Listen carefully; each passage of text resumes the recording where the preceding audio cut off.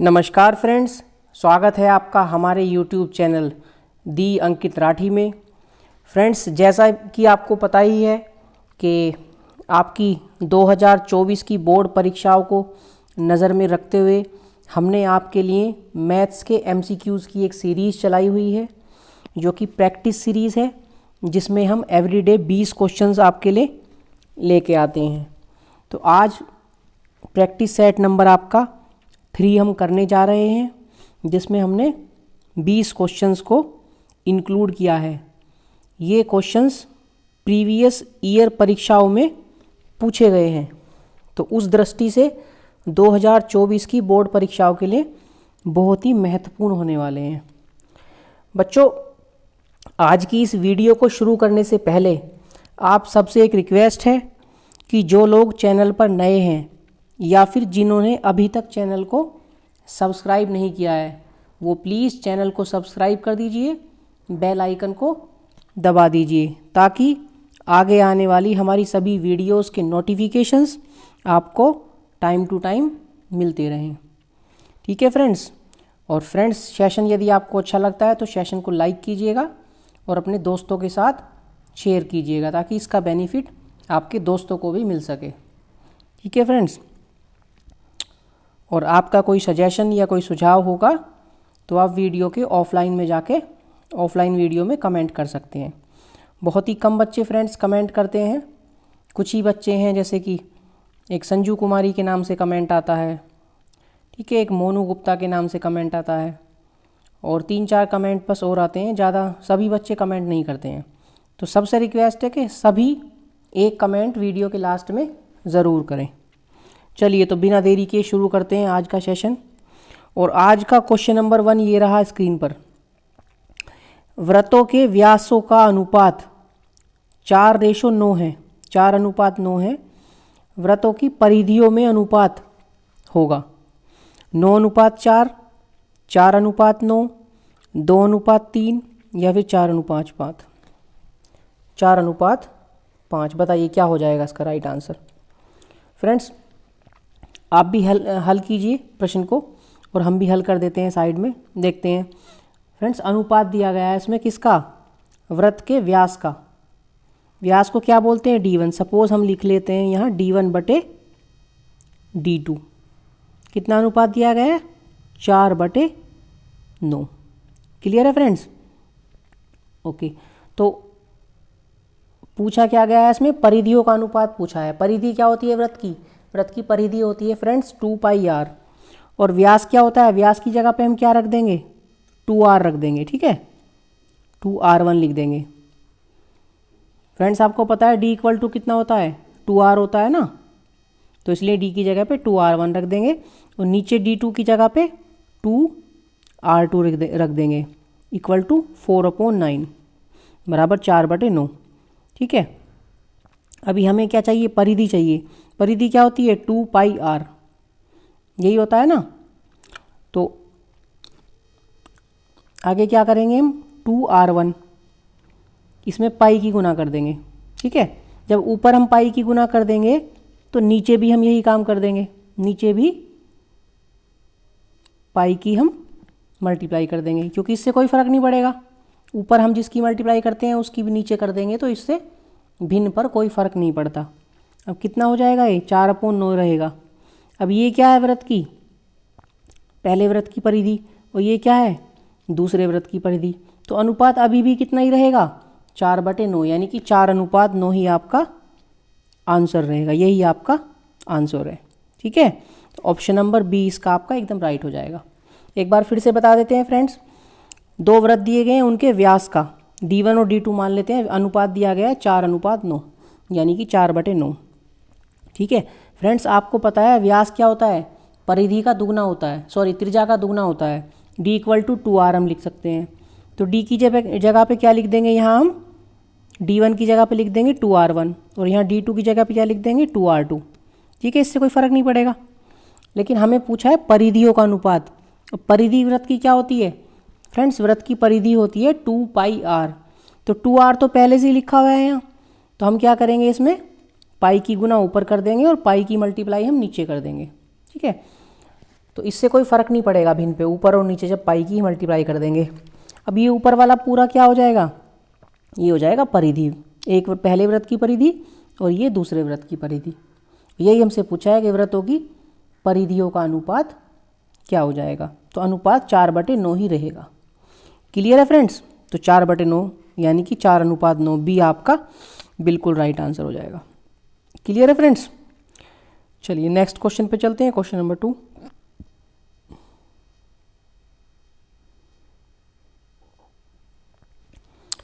Friends question number 2 आपका दिया गया है,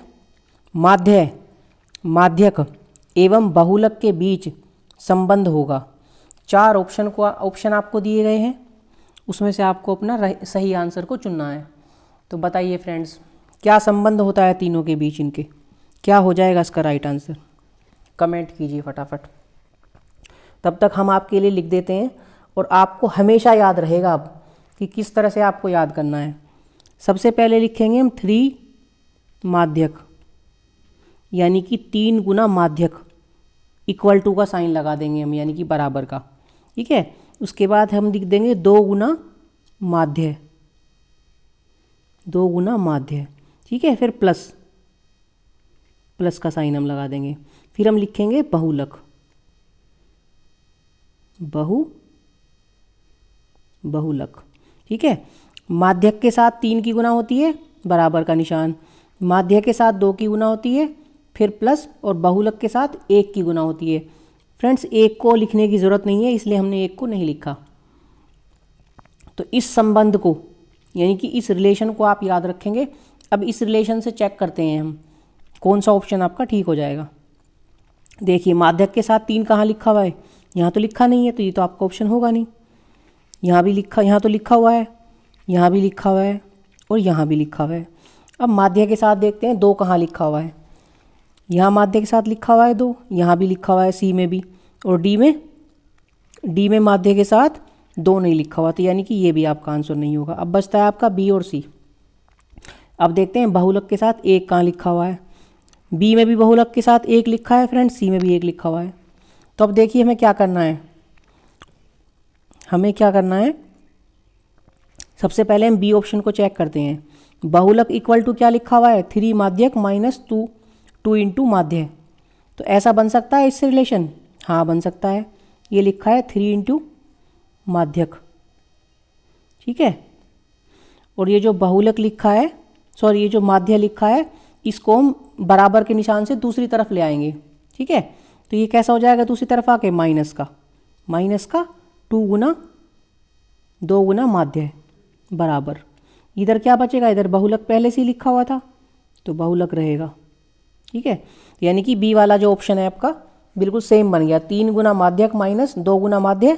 ठीक है, ये लिखा और बराबर से दूसरी तरफ क्या लिखा है, बहुलक, यानी कि बी ऑप्शन बिल्कुल आपका राइट हो जाएगा और यही आपका आंसर होगा। क्लियर है फ्रेंड्स? अब इसको याद रखेंगे, इस वाले रिलेशन को आप याद रखेंगे, 3 गुना माध्यक इक्वल टू 2 गुना माध्य प्लस बहुलक। क्लियर है फ्रेंड्स? आई होप कि आपको अब ये बिल्कुल क्लियर हो गया होगा। ये पहला जो संबंध हमने आपको बताया है, ये आपको याद रखना है। क्वेश्चन में चाहे कुछ भी ऑप्शन दे, आपको इसी से एडजस्ट करके देख लेना है कि कौन सा आंसर सही होगा इसका। क्लियर है फ्रेंड्स? चलिए आगे चलते हैं क्वेश्चन नंबर 3 पे। बहुत ही धीरे धीरे पढ़ेंगे, बहुत ही आराम से पढ़ेंगे बच्चों, कोई जल्दबाजी नहीं है। ठीक है ना, कोई ज़्यादा वो नहीं जल्दी, बहुत ही आराम से, बहुत ही समझ के हम पढ़ते हुए आगे बढ़ेंगे। अब देखिए क्वेश्चन नंबर 3 आपका क्या दिया गया है, समांतर श्रेणी 1 3 5 ... का 5वां पद क्या होगा। फ्रेंड्स nवां पद का फॉर्मूला क्या होता है, Tn equal to a plus n-1 into d. तो 5वां पद पूछ रहा है, तो यानी कि T5 हो जाएगा, n की जगह पे 5 प्लस a का मतलब क्या होता है, a का मतलब होता है फ्रेंड्स पहला पद कितना दिया है सीरीज में, 1 दिया है ना, तो a की जगह पे 1 लिख देंगे, प्लस n की जगह पे क्या 5वां पद पूछा है, तो 5 माइनस 1, और फ्रेंड्स d क्या हो जाएगा, d का मतलब होता है सारवंतर, बाद वाले पद में से पहला वाला पद माइनस कर दो, 5 में से 3 माइनस करेंगे तो कितना बचेगा, 2 बचेगा, 2 लिख देंगे। ठीक है, 1 प्लस 5 में से 1 माइनस करेंगे तो कितना बचेगा, 4, और गुने में क्या लिखा हुआ है, 2। ठीक है, 1 प्लस 4 दूनी 8, 8 और 1 कितना हो गया, 9, और यही आपका आंसर हो जाएगा। अब देखते हैं 4 ऑप्शन आपको दिए गए हैं, कौन से ऑप्शन में 9 दिया गया है।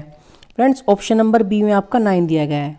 ठीक है, ऑप्शन नंबर बी यानी कि 9, यही आपका राइट आंसर हो जाएगा। ठीक है फ्रेंड्स, उम्मीद करते हैं कि आपको क्वेश्चन बहुत ही आराम से समझ में आ गया होगा, बहुत ही इजी क्वेश्चन है। ठीक है, चलिए आगे चलते हैं। Question number 4।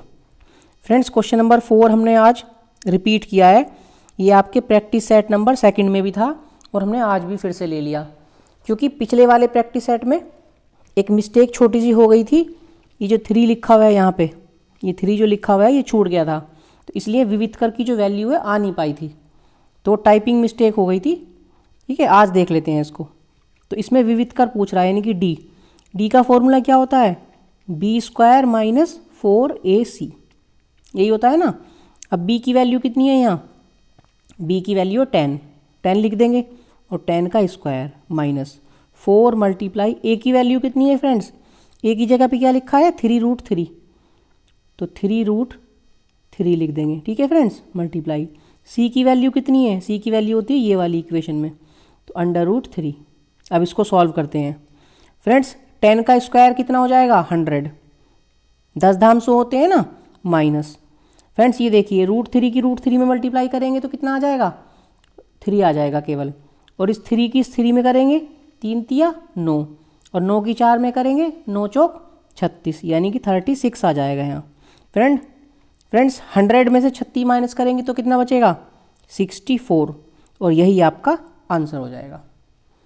क्लियर है फ्रेंड्स, बहुत ही ईजी है, और ये क्वेश्चन, इस तरह के क्वेश्चन आपके 1 नंबर में पूछे जाते हैं। ठीक है, बहुविकल्प में आपका आ सकता है इस तरह का क्वेश्चन, तो अच्छे से ध्यान रखेंगे। क्वेश्चन को सॉल्व करने में कोई जल्दी नहीं करेंगे और बिल्कुल भी मिस्टेक नहीं करेंगे, ध्यान से पढ़ेंगे क्वेश्चन को। तो क्वेश्चन नंबर 4 का आपका ऑप्शन नंबर 3 यानी कि 64 बिल्कुल राइट आंसर हो जाएगा।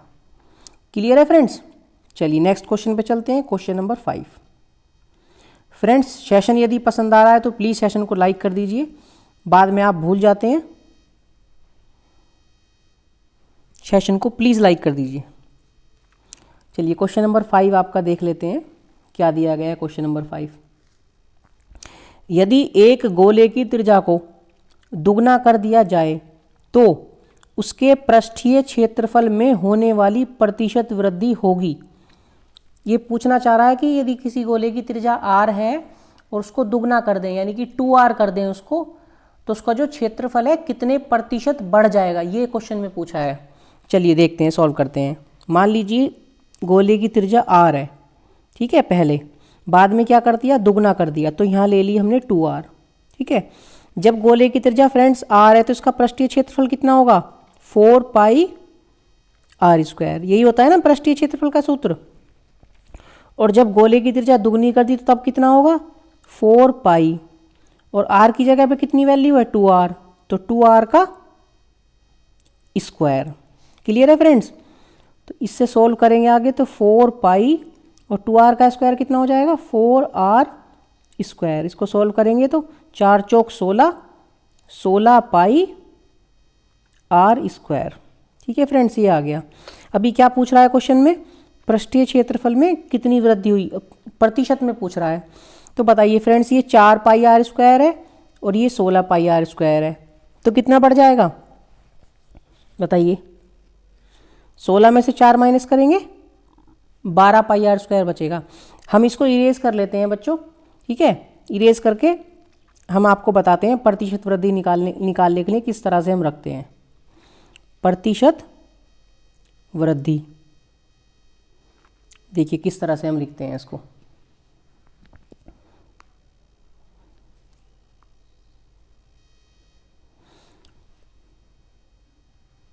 प्रतिशत वृद्धि कैसे लिखते हैं फ्रेंड्स, बाद वाला क्या आया था, 16πr², उसमें से क्या करेंगे, 4πr² को माइनस करेंगे, बटे कितना, जो पहली वाली होती है, पहला वाला क्षेत्रफल होगा, पहले कितना था 4 पाई आर स्क्वायर। प्रतिशत निकालने के लिए ऐसे रखते हैं, बाद वाले में से पहले वाले को माइनस करेंगे और बटे में कितना रख देंगे पहले वाला, और गुणा 100 से गुना क्यों करेंगे, क्योंकि हम प्रतिशत वृद्धि निकाल रहे हैं। अब इसको सॉल्व कर देते हैं। 16 में से 4 जाएंगे तो 12 पाई आर स्क्वायर, ठीक है, अपॉन 4 पाई आर स्क्वायर, और इनटू में 100 चल रहा है। फ्रेंड्स पाई आर स्क्वायर से पाई आर स्क्वायर कैंसिल हो जाएगा, और 4 तिया 12, ठीक है, और 3 की मल्टीप्लाई 100 में करेंगे तो 300 आ जाएगा। तो 300 किस में आया है, प्रतिशत में, 300%, और यही आपका आंसर हो जाएगा।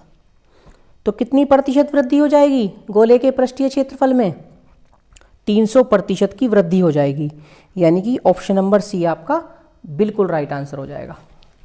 क्लियर है फ्रेंड्स, बहुत ही इजी क्वेश्चन है, और ध्यान रखना है कि इसमें त्रिज्या को दुगना किया गया है, और पूछा गया है त्रिज्या को दुगना करने पे प्रतिशत वृद्धि पृष्ठीय क्षेत्रफल में कितनी हो जाएगी।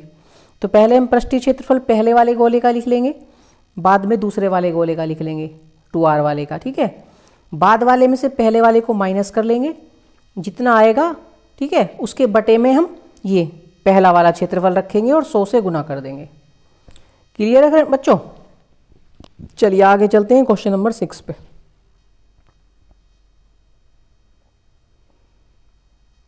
देख लेते हैं आपका क्वेश्चन नंबर 6 क्या दिया गया है। निम्नलिखित संख्याओं में परिमेय संख्या है, बताइए बच्चों परिमेय संख्या कौन सी हो जाएगी। चलिए देखते हैं, थोड़ा सा बड़ा कर लें क्या, हाँ देखते हैं। √9 दिया गया है बच्चों, √9 को हम लिख सकते हैं 3 गुना 3 रूट के अंदर, और आपको पता है रूट में से क्या आती है, एक संख्या जोड़े में से बाहर आता है, तो 3 आ जाएगा। तो ये कैसी संख्या हो जाएगी, ये एक परिमेय संख्या हो जाएगी, यही आपका आंसर हो जाएगा। फ्रेंड्स जो संख्या रूट से बाहर नहीं आएगी, ठीक है, वो परिमेय संख्या नहीं होती है, वो अपरिमेय संख्या होती है।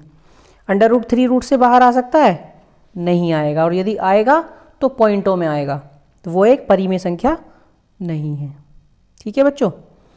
ऐसे ही 0.1 ये परिमेय संख्या है, ये भी बाहर नहीं आएगा, और डी ऑप्शन तो होगा ही नहीं, इनमें से कोई नहीं, क्योंकि ए ऑप्शन आपका परिमेय संख्या आ गया, तो ये भी गलत हो जाएगा, ये भी गलत और ये भी गलत। ऑप्शन नंबर ए आपका राइट आंसर हो जाएगा। क्लियर है बच्चों, रूट से जो संख्या बाहर आ जाएगी वो परिमेय संख्या होती है, और जो रूट से बाहर नहीं आ पाएगी वो अपरिमेय संख्या होती है, ठीक है बच्चों। चलिए नेक्स्ट क्वेश्चन पे चलते हैं, क्वेश्चन नंबर 7 आज का।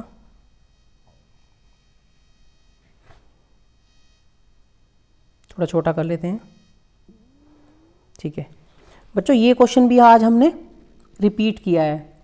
रिपीट इसलिए किया है, आप में से एक दो बच्चे का कमेंट आया था, मैसेज आया था कि ये क्वेश्चन अच्छे से समझ नहीं पाए हम, ठीक है, तो इसलिए हम इसको एक बार दोबारा समझ लेंगे। और इसमें जगह भी थोड़ी सी हमारे पास कम पड़ी थी, इसको करने में थोड़ी सी जगह हमारे पास कम पड़ गई थी, इसलिए हम इसको अच्छे से समझ नहीं पाए थे। चलिए अब इसको देखते हैं। सबसे पहले देखते हैं 25 मीटर ऊंची पहाड़ी की चोटी से एक मीनार के शिखर का उन्नयन कोण उसके पाद के अवनमन कोण के बराबर है, मीनार की ऊंचाई क्या है। बच्चों देखते हैं कि ये कहा गया है कि मीनार तो बड़ी दी हुई है, और ये एक पहाड़ी है छोटी है, ठीक है। पहाड़ी की जो ऊंचाई है 25 मीटर है, ये वाली भी 25 मीटर हो जाएगी यहाँ तक की भी, ठीक है। ये मीनार है बड़ी वाली, छोटी वाली पहाड़ी है। एक कोण इस तरह से बना है और एक कोण बना है इस तरह से, ठीक है। इनके हम नाम रख देंगे ए, ठीक है, और इसका बी रख देंगे हम बी, सी, और इसका डी रख देंगे हम, और इस वाले पॉइंट का हम ई नाम रख देंगे, ठीक है। अब देखिए क्वेश्चन पढ़ते हैं। मीनार, पहाड़ी की चोटी से मीनार के शिखर का, यानी कि यहाँ का उन्नयन कोण कहाँ बनेगा, यहाँ पे मान लीजिए थीटा बना है, ठीक है। किसके बराबर है, उसके पाद, पाद मतलब पैर को बोलते हैं, पैर के अवनमन कोण के। अवनमन कोण कहाँ बनता है, ऊपर, यानी कि इसके बराबर है। सपोज कीजिए हमने ऊपर वाला थीटा माना है, तो ये भी थीटा हो जाएगा, ठीक है। और ये वाला कोण थीटा है, तो ये वाला कोण भी थीटा हो जाएगा। क्यों बच्चों, क्योंकि ये एकांतर कोण की नियम से बनता है। ये वाला कोण, कोण बी इस वाले कोण का एकांतर कोण हो जाएगा, ठीक है, इसलिए ये भी थीटा हो जाएगा। अब चलिए देखते हैं हम। सबसे पहले लेते हैं बच्चों हम त्रिभुज बी सी डी में, बी सी डी में, यानी कि नीचे जो त्रिभुज बना है छोटा वाला, त्रिभुज बी सी डी में, ठीक है। हम tan ले लेते हैं इसमें, tan theta, tan theta equal to क्या होता है, लंब बटे आधार, यानी कि 25 बटे ये वाली भुजा 25 बटे आधार कितना है बी डी, इसको बी डी लिख लेंगे, ठीक है बच्चों। अब क्या लेते हैं हम, अब बड़े वाले त्रिभुज, ऊपर वाले त्रिभुज में हम ले लेते हैं त्रिभुज ए सी ई में, ए सी और ई में ले लेते हैं हम, लिख लेते हैं त्रिभुज ए सी ई में। थोड़ी सी जगह है बच्चों यहाँ, इसी में हमको समझना है, एडजस्ट करना है। तो इसमें भी हम tan ले लेंगे, tan थीटा इक्वल टू कितना हो जाएगा, लंब बटे आधार होता है, यानी कि ए ई बटे सी ई, ए ई बटे सी ई, ठीक है। अब बच्चों देखो ये भी tan का मान है और ये भी tan का मान है, तो दोनों इक्वल हो जाएंगे, तो दोनों को बराबर बराबर हम रख लेंगे अभी, ठीक है। 25 बटे कितना बी डी इक्वल टू ए ई बटे सी ई। बच्चों बी डी से हम सी ई काट देंगे,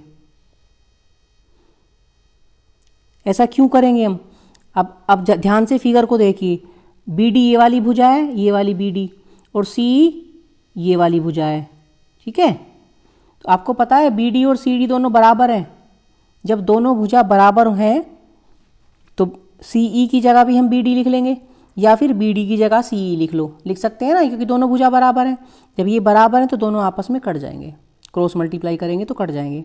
तो ए ई की वैल्यू कितनी आ जाएगी यहाँ से, यहाँ कितना बचा, ए ई बचा ये वाला और ये 25 बचा, तो ए ई की वैल्यू कितनी आ जाएगी 25 मीटर, क्योंकि मीटर में चल रहा है पूरा ये, ठीक है। इस वाली भुजा की लंबाई आ गई आपकी 25 मीटर। बच्चों पूछा क्या है इसमें, मीनार की ऊंचाई कितनी है।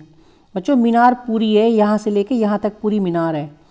इस वाले हिस्से की ए ई की हाइट आई है आपके पास 25 मीटर निकल के, और नीचे वाले की बी और ई की हाइट आपको 25 पहले से दी गई है, ये दी गई है ना 25 पहले से, तो टोटल कितनी हो जाएगी पूरी, यानी कि ए बी की हाइट पूरी कितनी हो जाएगी, A B equal to 25 + 25 50 metre, ठीक है। ये आपका आंसर हो जाएगा 50 मीटर। तो ऑप्शन नंबर सेकंड आपका बिल्कुल करेक्ट आंसर हो जाएगा। आई होप कि बच्चों आपको आज ये क्वेश्चन क्लियर हो गया होगा अच्छे से।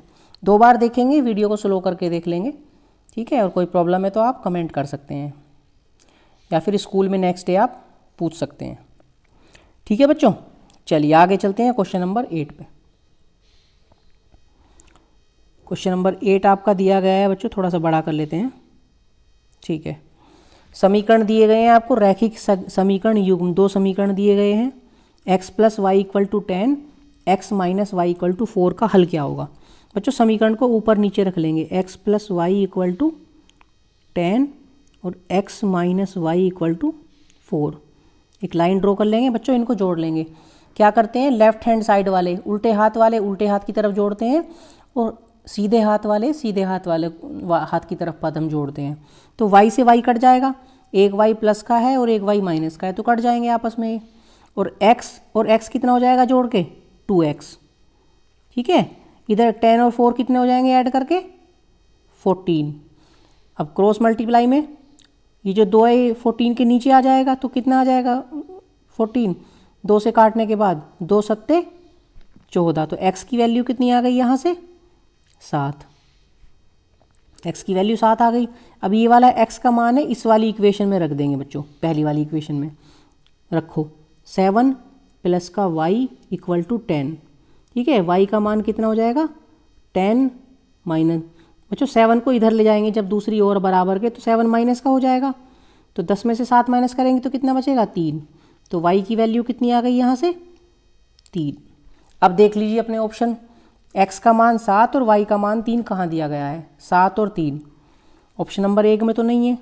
ऑप्शन नंबर 2 में x = 7 और y = 3, यानी कि यही आपका बिल्कुल करेक्ट आंसर हो जाएगा। क्वेश्चन नंबर 8 का ऑप्शन नंबर 2 आपका राइट आंसर हो जाएगा, ठीक है बच्चों। आई होप कि आपको समझ में आ गया होगा। बच्चों एक बार और आपको रिमाइंड करा देते हैं, कोई चैनल पर नया है आप में, या चैनल किसी ने अभी तक सब्सक्राइब नहीं किया है तो प्लीज़ सब्सक्राइब कर लीजिए चैनल को और बेल आइकन को दबा दीजिए ताकि आगे आने वाली सभी वीडियोस के नोटिफिकेशन आपको मिलते रहें। बच्चों जब चैनल को सब्सक्राइब करते हैं तो उस पर 4 ऑप्शन आते हैं, ठीक है। सबसे ऊपर वाले ऑप्शन पे लिखा होता है ऑल, क्या लिखा होता है, ALL ऑल। इस ऑल वाले ऑप्शन पे आपको क्लिक कर देना है। उससे क्या होगा, आपकी बेल आइकन ऑन हो जाएगा।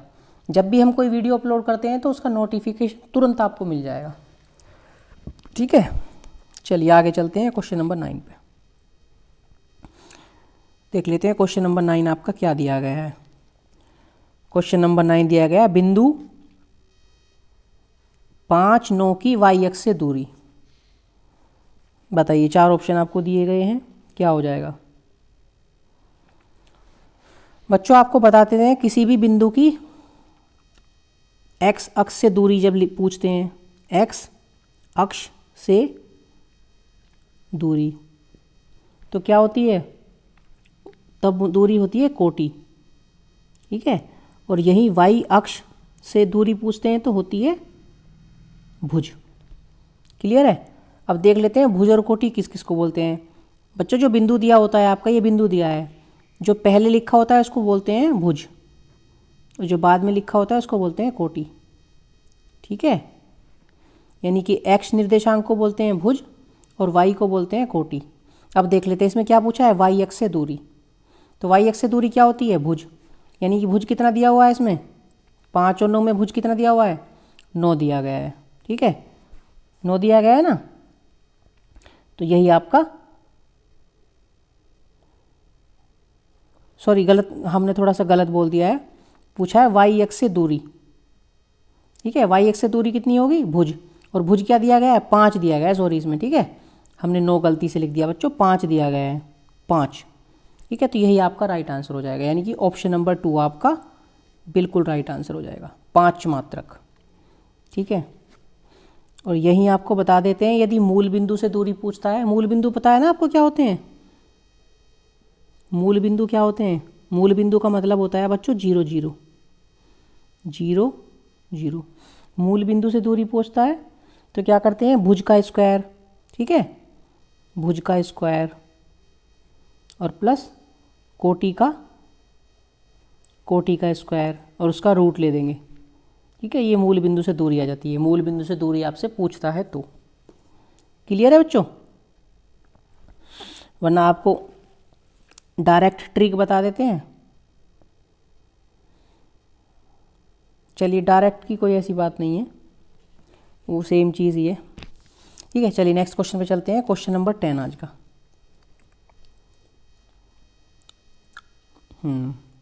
ठीक है। यदि एक समद्विबाहु समकोण त्रिभुज, एक समद्विबाहु समकोण त्रिभुज की एक भुजा 5√2 सेंटीमीटर है तो इसके कर्ण की लंबाई क्या होगी। बच्चों देखो, एक समकोण त्रिभुज बना दिया हमने इस तरह से, ठीक है, A B और ये C। अब ये समद्विबाहु त्रिभुज है, इसकी 2 भुजाएं, ये वाली भुजा और ये वाली भुजा बराबर है, जिसकी वैल्यू क्या दी गई है हमें, 5√2। यानी ये वाली भुजा 5√2 और ये वाली भुजा भी 5√2, ठीक है। और ये वाली भुजा पूछ रहा है तो ये वाली भुजा क्या होती है, कर्ण। तो डायरेक्ट पाइथागोरस प्रमेय लगा देंगे। पाइथागोरस क्या होती है, कर्ण का स्क्वायर बराबर क्या होता है, लंब का स्क्वायर प्लस आधार का स्क्वायर। यानी कि 5√2 का स्क्वायर प्लस 5√2 का स्क्वायर। जब हम सॉल्व करेंगे इसको तो 5 पंजे 25, ठीक है, और 25 दूनी 50 आ जाएगा। यहाँ भी 5 पंजे 25 दूनी 50 आ जाएगा, 50 और 50 100। बच्चों कर्ण का स्क्वायर बराबर 100 आया तो कर्ण बराबर क्या आ जाएगा, 100 का अंडर रूट ले देंगे। स्क्वायर बराबर से जब दूसरी ओर जाता है तो अंडर रूट में बदल जाता है, तो 100 का अंडर रूट क्या आ जाएगा, 10। किस में चल रहा है, सेंटीमीटर में, 10 सेंटीमीटर, ठीक है। तो यही इसका राइट आंसर हो जाएगा। क्लियर है बच्चों? तो ऑप्शन नंबर 1 इसका बिल्कुल राइट आंसर हो जाएगा। ठीक है, एक इसकी डायरेक्ट आपको ट्रिक बता देते हैं। यदि पाइथागोरस प्रमेय आप नहीं लगाना चाहते हो तो देखो क्या करते हैं। जब भी आपको समद्विबाहु समकोण त्रिभुज मिलेगा, ठीक है, तो क्या करेंगे, और कर्ण की लंबाई आपसे पूछ रहा होगा, तो कर्ण की लंबाई क्या लिखेंगे, कर्ण की लंबाई बराबर जो उसकी भुजा होगी 5√2, भुजा में किसकी गुना कर देंगे, √2 की गुना कर देंगे, √2। ठीक है, करो गुना, √2 के √2 में करेंगे गुना, 2 आ जाएगा, और 2 पंजे 10 सेंटीमीटर। यही आपका आंसर है। या फिर लिखना चाहो तो इसको इस तरह से लिखते हैं, यदि समद्विबाहु समकोण त्रिभुज दिया है और उसमें कर्ण की लंबाई पूछी है तो उसको बोलते हैं भुजा √2। ये उसका सूत्र होता है, भुजा √2। ठीक है, भुजा चाहे कुछ भी दे रखी हो, यहाँ भुजा 5√2 दी थी तो हमने 5√2 ले लिया। कुछ भी भुजा दे रखी होगी तो भुजा में √2 की मल्टीप्लाई कर देंगे, डायरेक्ट उसका आंसर आ जाएगा कर्ण की लंबाई। समकोण त्रिभुज दिया हो कोई, समकोण त्रिभुज, समद्विबाहु त्रिभुज दिया हो, समकोण समद्विबाहु त्रिभुज। ठीक है, चलिए नेक्स्ट क्वेश्चन पे चलते हैं। क्वेश्चन नंबर 11 आज का। क्वेश्चन नंबर 11 आपका दिया गया है, हाँ, किसी पूर्णांक q के लिए एक समपूर्णांक निम्न में से किस रूप में होगा? बताइए बच्चों, इजी क्वेश्चन है, ध्यान से समझेंगे कि सम का मतलब क्या होता है। सम एक ऐसी संख्या होती है जो 2 से कट जाती है। ठीक है, तो q एक पूर्णांक है, तो q का समपूर्णांक क्या हो जाएगा? बच्चों ध्यान रखेंगे, हमेशा समपूर्णांक जब भी पता करना हो तो 2 से गुना कर देंगे। q का समपूर्णांक पता करना है तो क्या हो जाएगा, q में 2 से गुना कर देंगे, 2q। बस यही आपका आंसर हो जाएगा। ठीक है, तो ऑप्शन नंबर 2 आपका बिल्कुल करेक्ट आंसर हो जाएगा। फ्रेंड्स, बच्चों ध्यान रखेंगे कि कभी कभी आपसे पूछ सकता है विषम पूर्णांक, सम की जगह विषम पूर्णांक पूछ लेगा, तब क्या करेंगे, जैसे आपको q दिया गया है तो q में 2 से मल्टीप्लाई कर लेंगे, उसके बाद क्या करेंगे, +1 कर देंगे। ये क्या हो जाएगा आपका 2q + 1, ये हो जाएगा आपका विषम पूर्णांक। तो यानी कि विषम पूर्णांक यदि पूछता है इस क्वेश्चन में तो ऑप्शन नंबर 3 फिर आपका राइट आंसर हो सकता था। क्लियर है बच्चों? अब इस तरह का नेक्स्ट क्वेश्चन आएगा तो आप इजीली कर लेंगे, या फिर हम अगले प्रैक्टिस सेट में विषम पूर्णांक ले लेंगे, अगली क्लास में विषम पूर्णांक वाला क्वेश्चन रख लेंगे। ठीक है बच्चों, चलिए नेक्स्ट क्वेश्चन पे चलते हैं। Question number 12। बच्चों वीडियो आपको पसंद आ रही है, सेशन आपको पसंद आ रहा है तो प्लीज़ सेशन को लाइक कर दीजिए, अपने दोस्तों में शेयर कर दीजिए, और चैनल किसी ने सब्सक्राइब नहीं किया है तो सब्सक्राइब कर दीजिए। आपके लिए एक वीडियो बनाते हैं तो एक वीडियो बनाने में कम से कम 3 से 4 घंटे का टाइम लगता है, बहुत मेहनत से आपके लिए वीडियो बनाते हैं। ठीक है, फिर भी आपका जो है सपोर्ट चैनल को नहीं मिल पाता है। काफ़ी बच्चे हैं आप में से जो सपोर्ट करते हैं, हमेशा लाइक भी करेंगे वीडियो को और हमेशा कमेंट करते हैं, मैंने देखा है 2-3 गुड़ियाँ हैं वो तो हमेशा कमेंट करती हैं। ठीक है बच्चों, चलिए आगे चलते हैं। Question number 12। यदि संख्याओं 7, 8, x, 11 और 14 का माध्य x है तो x का मान क्या होगा? बच्चों माध्य का सूत्र पता है ना आपको, माध्य बराबर क्या होता है, पदों का योग बटे पदों की संख्या, यही होता है ना। लिख देते हैं आपके लिए, पदों का योग और बटे पदों की संख्या। ठीक है, अब देख लेते हैं पद कौन कौन से दिए हैं, 7 + 8 + x + 11 + 14 और बटे कितने पद हैं, 1 2 3 4 5, 5 पद हैं टोटल। जोड़ लेते हैं सबको, कितना आ जाएगा, 8 और 7 15, 15 और 11 26, 26 और 14 कितने हो जाएंगे, 40, यानी कि 40 और प्लस एक x भी दिया गया है साथ में बटे 5। ठीक है, बराबर किसके दिया गया है, माध्य तो हमें दिया गया है ऑलरेडी, क्या दिया गया है, माध्य x है, तो माध्य x दिया गया है, इसको साइड में रखेंगे, तो क्रॉस मल्टीप्लाई करेंगे, 5 की इधर मल्टीप्लाई हो जाएगी, तो क्या आ जाएगा 5x, ठीक है, और बराबर यहाँ इधर कितना है 40 प्लस एक्स, 40 प्लस एक्स। ठीक है बच्चों, x ये वाला इधर आ जाएगा, इधर आके इसमें से माइनस हो जाएगा, तो 5x में से एक x माइनस हो जाएगा, कितना बचेगा 4x, 4x बराबर 40। ठीक है, और 4 40 के नीचे चला जाएगा अब, तो 4 40 के जब नीचे चला जाएगा तो 4 से हम 40 को काट देंगे, कैसे 4 धाम 40, तो x की वैल्यू कितनी आ जाएगी यहाँ से, x इक्वल टू 10, और यही आपका आंसर हो जाएगा। ठीक है बच्चों, x इक्वल टू 10 यही आपका आंसर हो जाएगा, जो कि ऑप्शन नंबर 2 में दिया गया है, यानी कि ऑप्शन नंबर 2 आपका बिल्कुल करेक्ट आंसर हो जाएगा। ठीक है, कुछ नहीं करना, क्वेश्चन में आपको ध्यान रखना है बस, माध्य का सूत्र क्या है, पदों का योग बटे पदों की संख्या। बस पदों का हम योग कर देंगे एक तरफ, नीचे पदों की संख्या 5 पद दिए गए हैं, 1 2 3 4 5 पद रख देंगे, और बराबर में माध्य चल रहा था, माध्य का मान हमें दिया गया है x। ठीक है, x दिया गया है तो साइड में x रख देंगे। क्लियर है बच्चों? चलिए नेक्स्ट क्वेश्चन पे चलते हैं, आज की सीरीज का क्वेश्चन नंबर 13 देख लेते हैं क्या दिया गया है। ओके, एक द्विघात समीकरण दिया गया है, ax स्क्वायर प्लस का bx प्लस का c इक्वल टू 0 के मूल समान है, मूल इसके समान दिए गए हैं, तो बताइए c का मान क्या हो जाएगा। बच्चों कोई भी इक्वेशन आपको दिया गया है ये, ठीक है, कोई द्विघात समीकरण दिया गया है और उसमें कहा गया आपको मूल समान है, तो मूल समान होने की शर्त क्या थी, हमने क्या बताया था आपको, विविध कर, यानी कि बी स्क्वायर माइनस 4ac की वैल्यू क्या रहेगी 0। जब मूल समान होंगे तो बी स्क्वायर माइनस 4ac की वैल्यू कितनी होती है, 0 के बराबर होती है कि नहीं होती है। अब इस समीकरण में बी, समीकरण तो स्टैंडर्ड दिया हुआ है तो ये बिल्कुल ऐसा का एज इट रहेगा। ठीक है, तो बी स्क्वायर बराबर कितना हो जाएगा, 4ac को हम दूसरी तरफ ले जाएंगे, इधर ले जाएंगे, तो कितना जाएगा बराबर 4ac। ठीक है, और हमसे पूछा है बच्चों c का मान, तो c को हम यहीं पे रखेंगे, यानी कि c को हम यहीं पे रखेंगे, 4a को क्या करेंगे नीचे ले जाएंगे बी स्क्वायर के, बी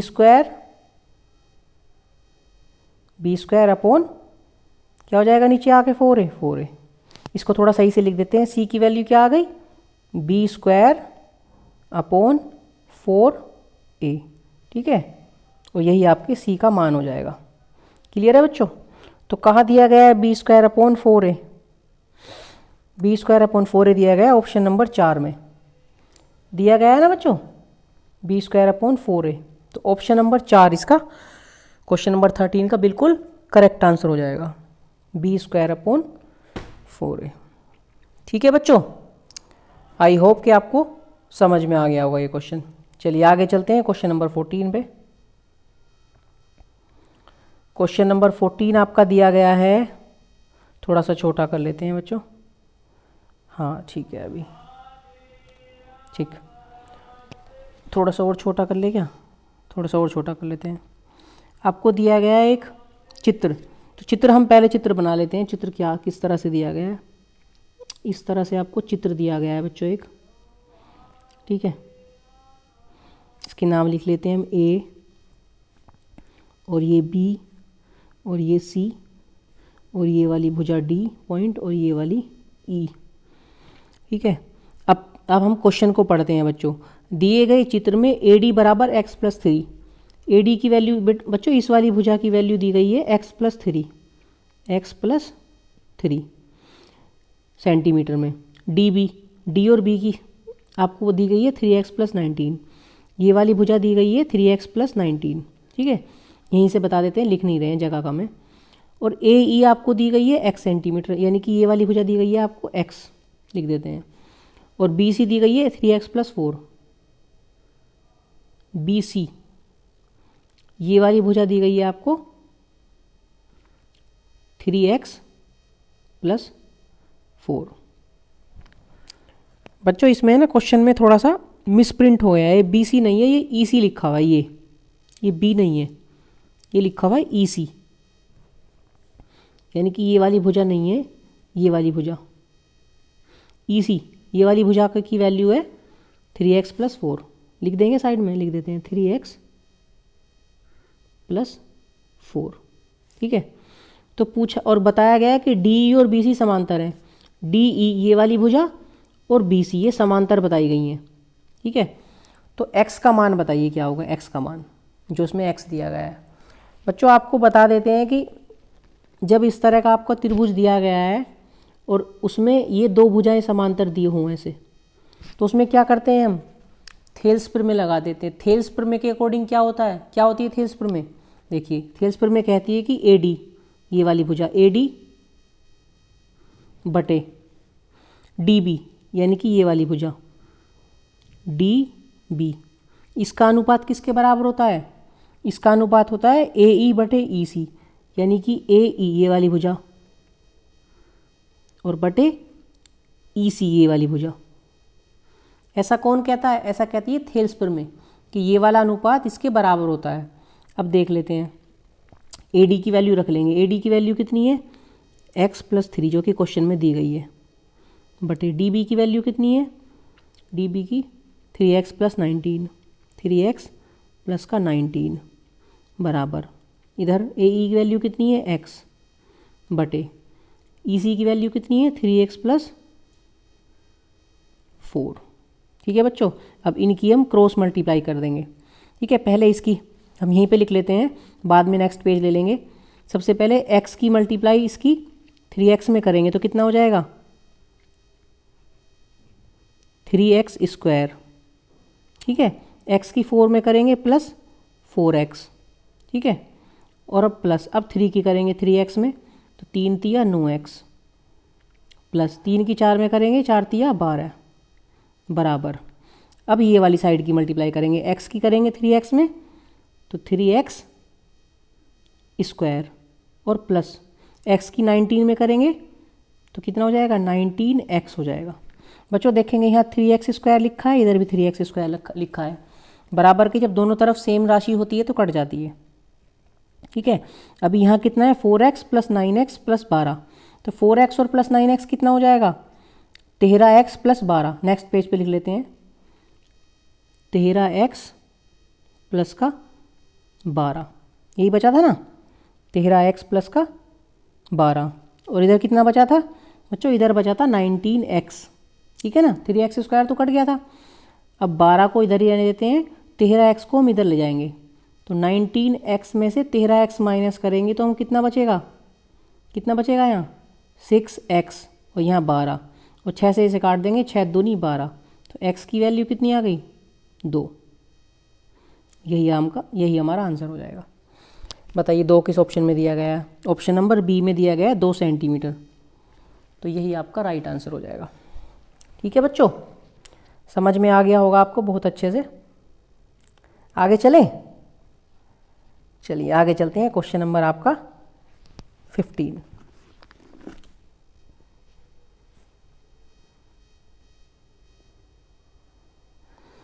बच्चों क्वेश्चन नंबर 15 आपका दिया गया है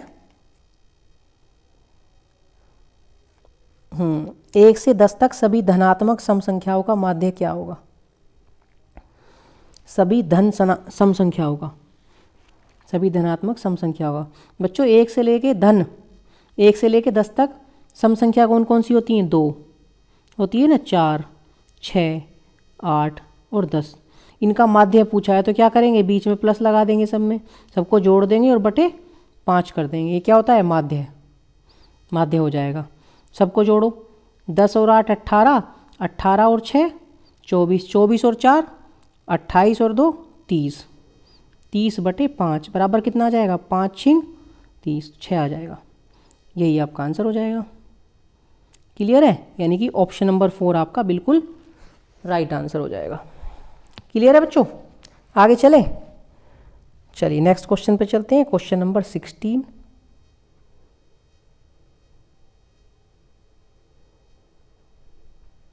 क्वेश्चन नंबर 16 आपका दिया गया है, संख्या 156 का अभाज्य गुणनखंड होगा।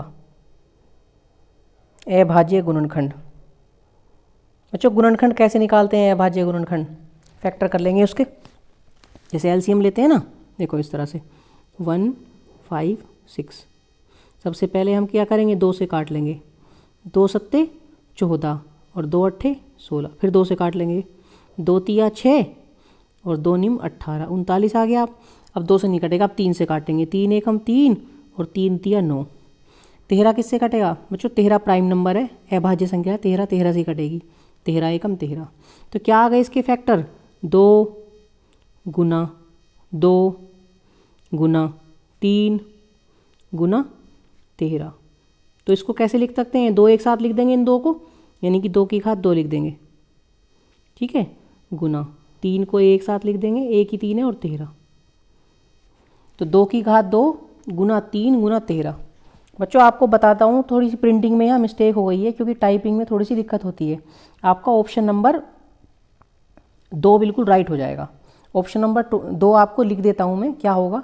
ये बिल्कुल ठीक लिखा हुआ है, ये भी बिल्कुल ठीक लिखा हुआ है। ये जो 22 आपको दिख रहा है, ये 22 नहीं है एक्चुअल में, ये क्या है? ये लिखा है 2 की पावर 2, ठीक है, ये 2 की पावर 2 है, यहाँ हो जाएगा 2। ऐसे ही ऑप्शन नंबर 3 पे ये भी 2 की पावर 2 है, ठीक है। टाइपिंग में कभी कभी मिस्टेक हो जाती है, तो ऑप्शन नंबर 2 आप इसका राइट आंसर हो जाएगा। बाकी मैंने आपको समझा दिया है किस तरह से अभाज्य गुणनखंड निकालते हैं, जैसे एलसीएम लेते हैं उसी तरह से बिल्कुल इसके करते हैं फैक्टर। क्लियर है बच्चों? चलिए नेक्स्ट क्वेश्चन पे चलते हैं, क्वेश्चन नंबर 17। ठीक है, क्वेश्चन नंबर 17 में क्या दिया है?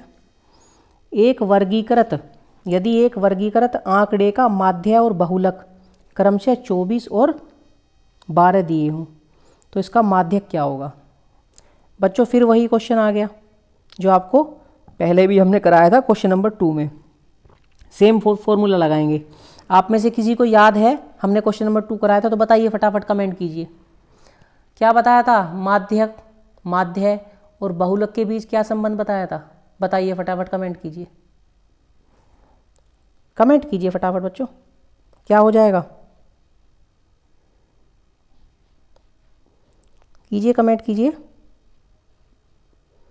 चलिए हम ही लिख देते हैं। ये बताया था हमने 3 गुना माध्यक, ठीक है, इक्वल टू 2 गुना माध्य और प्लस बहुलक, यही था ना। अब मान रख देंगे सीधा, हमें क्या माध्यक तो निकालना है हमें, ये तो ऐसे ही रखेंगे इसको। अब 2 गुना माध्य का मान कितना है? माध्य का मान दिया गया है 24, ठीक है, प्लस बहुलक का मान कितना है? 12। 24 दूनी 48 प्लस 12 यानी कितना आ जाएगा? 60।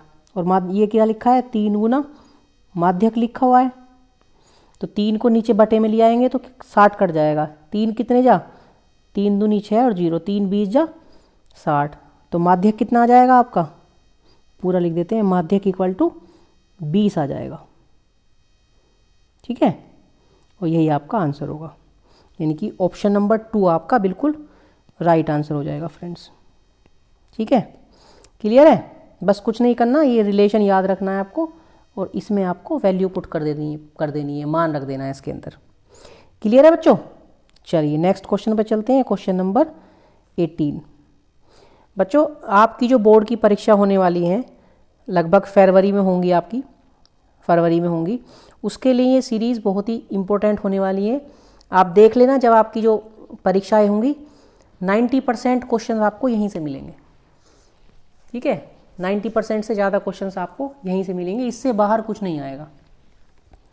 तो आप ये वीडियोस अच्छे से पूरी देखा करें, वीडियो को बिल्कुल भी स्किप ना करें, ठीक है। कॉपी पेन साथ रखें, साथ के साथ नोट कर लें, या फिर किसी को सॉल्व कर सकते हैं तो वीडियो को पॉज करके सॉल्व कर लें, ठीक है। चलिए नेक्स्ट क्वेश्चन पे चलते हैं, क्वेश्चन नंबर 18 देख लेते हैं। क्वेश्चन नंबर 18 क्या दिया गया है? यदि रैखिक समीकरण युग्म, 2 समीकरण दिए गए हैं, के अपरिमित रूप से अनेक हल हैं, तो के का मान बताइए। बच्चों आपको याद होगा, पहले भी हमने प्रैक्टिस सेट में डिस्कस किया है, 2 समीकरण आपको दिए गए हैं। अनेक हल के लिए कौन सी कंडीशन होती है? A1 बटे A2 बराबर, डी लिखा गया, B1 बटे B2 बराबर C1 बटे C2। ये रिलेशन याद रखना है किसके लिए? जब समीकरण के अनेक हल हों या फिर समपाती हों, ये भी कह सकते हैं कि रेखाएं समपाती हों, एक ही बात है।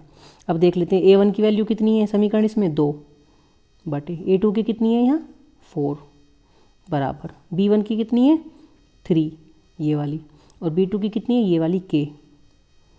बच्चों C1 और C2 की भी लिख लेते हैं। इनकी वैसे हमें ज़रूरत नहीं है क्योंकि हमें तो K का मान निकालना है और हमारा K का मान यहीं से निकल जाएगा। लेकिन चलिए लिख लेते हैं C1 का मान कितना है ये 5 बटे C2 का मान कितना है यहाँ 10। ठीक है 2 एकम 2 2 दूनी 4 5 एकम 5 5 दूनी 10। ठीक है तो क्या बन जाएगी इक्वेशन 1 बटे 2 बराबर 3 बटे K बराबर 1 बटे 2।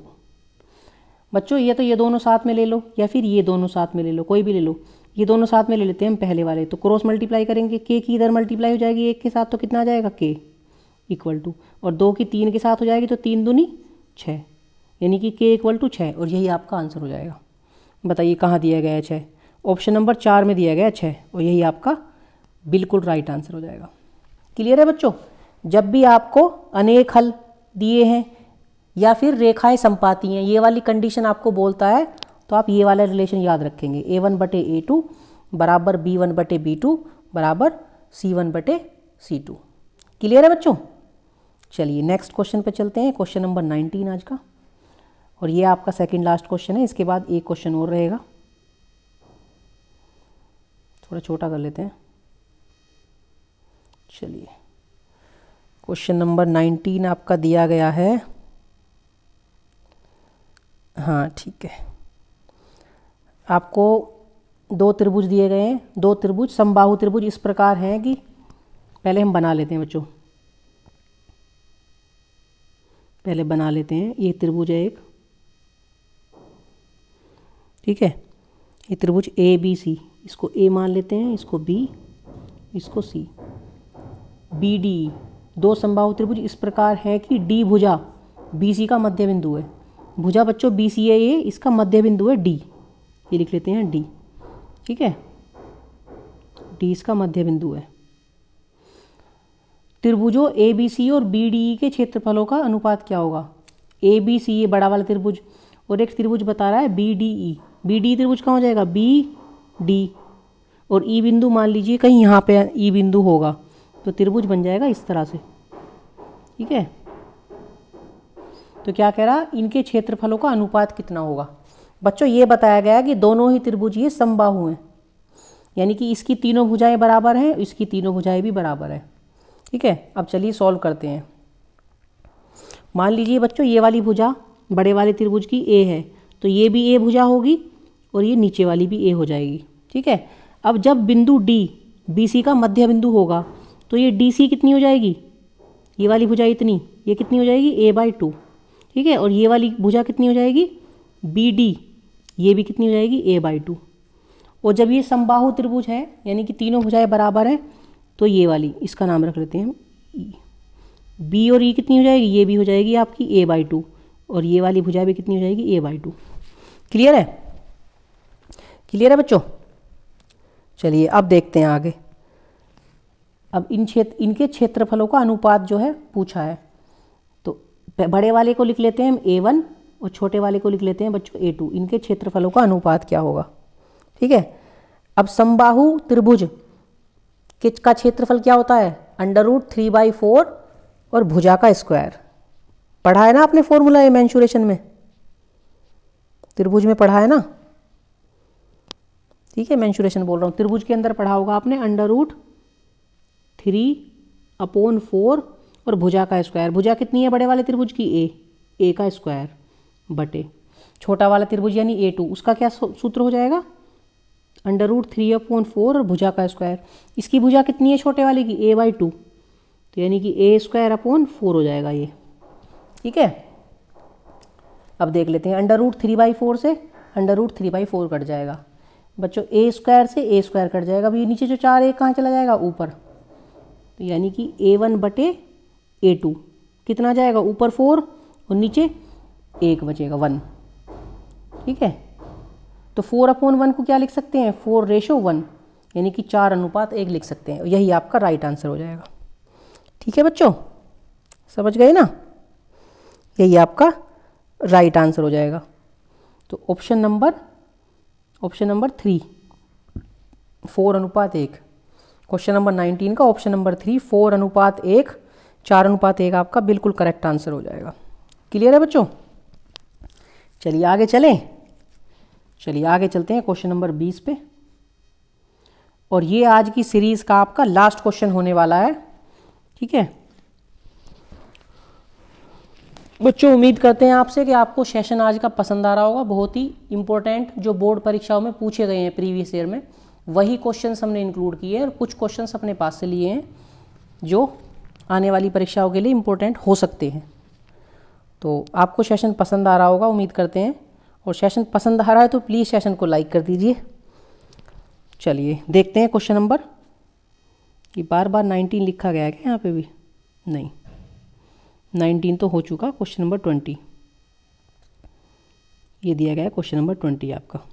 ओके, कोस ए की वैल्यू दी गई है बच्चों इतनी 7/25, और tan a plus cot A का मान आपसे पूछा गया है। तो बच्चों त्रिभुज बना लेते हैं, एक समकोण त्रिभुज। ठीक है, और इसको बना लेते हैं हम कोण, एंगल ए। अब कोस ए की वैल्यू 7/25 है बच्चों। कोस का मान होता कितना है? लंब बटे कर्ण साइन होता है, आधार बटे कर्ण होता है कोस, आधार बटे कर्ण। कोस बराबर क्या होता है? कोस ए बराबर क्या होता है? आधार बटे कर्ण होता है ना। तो आधार कितना है? आधार क्या दे रखा है इसमें? 7, और कर्ण कितना दे रखा है इसके हिसाब से? 25। यानी कि ये वाली भुजा पहले आपको निकालनी पड़ेगी। तो इसमें हम क्या करेंगे बच्चों? वैसे तो हमें डायरेक्ट पता चल रहा है कि 24 आ जाएगी ये भुजा, लेकिन पाइथागोरस लगा देंगे हम। इसको लिख लेंगे हम b, इसको लिख लेंगे c। ठीक है, तो यानी कि इस वाली भुजा का, या इसको आप c रखो और इसको आप b लिख लो। ठीक है, यानी इस वाली भुजा का हमें निकालना है वैल्यू। तो BC की वैल्यू कितनी आ जाएगी? BC का स्क्वायर प्लस इसका AB का स्क्वायर, यानी कि 7 का स्क्वायर इक्वल टू कितना? 25 का स्क्वायर। BC का स्क्वायर ऐसे ही रहने देंगे, प्लस 7 का स्क्वायर 49, और प्लस 25 का स्क्वायर 625। ठीक है, बराबर था, सॉरी ये बराबर है बीच में। अब BC स्क्वायर ऐसे ही रहेगा बराबर 49, इधर आके माइनस का हो जाएगा। जब 625 में से 49 माइनस करेंगे बच्चों तो कितना बचेगा? 5, 7, 6, 576 बचेगा। ठीक है, नेक्स्ट पेज ले लें क्या? नेक्स्ट पेज ले लेते हैं। ध्यान रखेंगे BC स्क्वायर बराबर 576, BC स्क्वायर बराबर 576। तो BC की वैल्यू कितनी आ जाएगी यहाँ से? √576, और 576 का रूट क्या होता है? 24। यानी कि इस तरह से हमारा त्रिभुज बना हुआ था। ये वाली भुजा 25, ये वाली 7, और ये वाली कितनी निकल के आ गई? 24 आ गई। अब देखते हैं क्वेश्चन में पूछा क्या है। tan a plus cot A का मान, tan a plus cot A का मान पूछा है बच्चों। tan a बराबर क्या होता है? लंब बटे आधार। लंब कितना है? 24, और बटे आधार कितना है? 7 हो जाएगा। प्लस कोट ए कितना होता है बच्चों? tan a का उल्टा होता है कोट ए, तो इसी को उल्टा कर देंगे, इसी को, यानी कि 7/24 कर देंगे बच्चों। एलसीएम ले लेते हैं इसका। जब एलसीएम लेंगे तो 24 इधर चला जाएगा, 24 की 24 में गुना करेंगे 576, प्लस 7 की 7 में गुना करेंगे 49, और बटे नीचे क्या रहेगा? 7 × 24। यहाँ लिख देते हैं। 576 में 49 ऐड करेंगे तो कितना आ जाएगा बताइए? 9 और 6 15, 625 आ जाएगा। ठीक है बच्चों, 625, और बटे 7 की 24 में गुना करेंगे, 7 चौक 28 का, 8 का 2 हासिल, 7 दूनी 14 और 2 16, यानी कि क्या आ गया आपका? 625/168, और यही आपका आंसर हो जाएगा। 625/168 किस ऑप्शन में दिया गया? आपका दिया गया है बच्चों option number D. Option number D में दिया गया है। तो यानी कि क्वेश्चन नंबर 20 का ऑप्शन नंबर डी आपका बिल्कुल राइट आंसर हो जाएगा। क्लियर है बच्चों? आई होप कि आपको समझ में आ गया होगा ये क्वेश्चन। बच्चों ये था आज का सेशन, और उम्मीद करते हैं आज का सेशन आपको पसंद आया होगा और हमारी मेहनत आपको पसंद आई होगी। ठीक है, तो सेशन यदि पसंद आया तो सेशन को लाइक कर दीजिए, सेशन पे एक कमेंट कर दीजिए। ठीक है, कोई सजेशन या कोई आपका सुझाव है तो आप ऑफलाइन कमेंट में लिख सकते हैं, या फिर इंस्टाग्राम पे हमें फॉलो करके हमें डायरेक्ट मैसेज भी कर सकते हैं। ठीक है, इसमें से कोई भी क्वेश्चन आपको समझ में नहीं आया है तो नेक्स्ट डे आप स्कूल में पूछ भी सकते हैं। ठीक है बच्चों, तो चलिए फिर मिलते हैं कल एक नए सेशन में। तब तक के लिए आप अपना ध्यान रखिए, मस्त रहिए, स्वस्थ रहिए। Bye bye, take care, thank you.